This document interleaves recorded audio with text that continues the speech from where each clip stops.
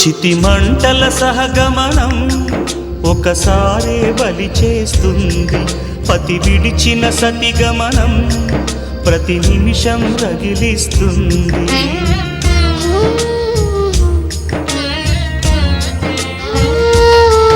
ఆ జ్వాలలతోనే జీవించేటి ధైర్యం అందిస్తూ ఓ బంధువులారా దీవించండి దీర్ఘ సహనమస్తు.